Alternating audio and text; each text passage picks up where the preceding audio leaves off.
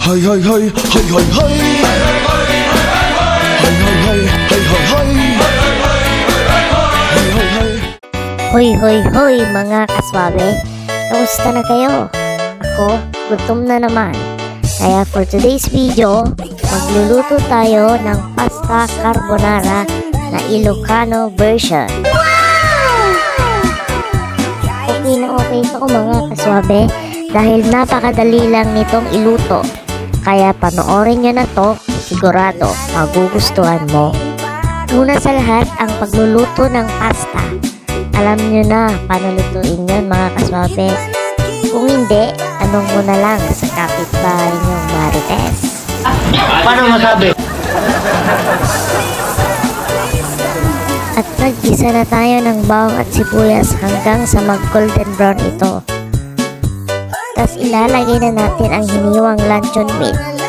Pwede rin tayong gumamit ng bacon dito, depende sa trip nyo.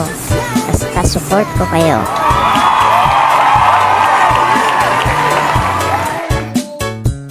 At ilagay na rin ang hiniwang mushroom.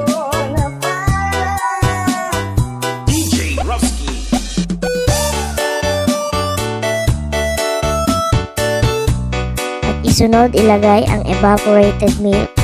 Halu-haluin natin hanggang sa kumulo.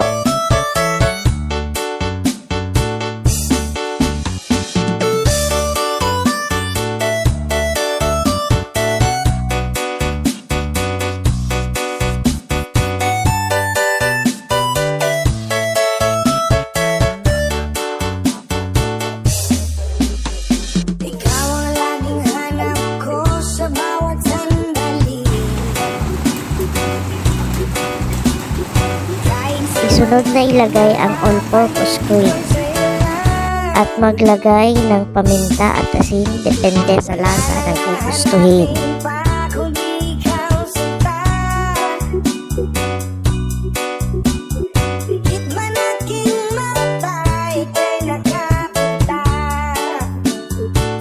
Kapag malapit ng kumulo ito, unti-unting ilagay ang nilutong pasta na tinuro ng iyong Marites na karuba. Alas man bunga nga mo, ha?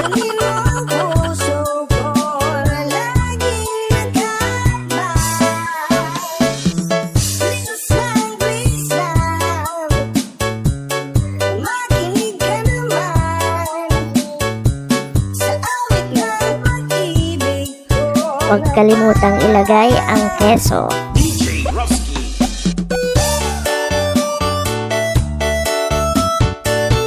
O diba, tapos na. Patayin na ang apoy. Tara na. At kumain sa lamesa.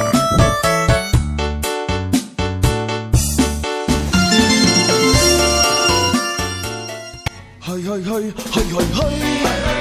Salamat sa panonood mga kaswabe.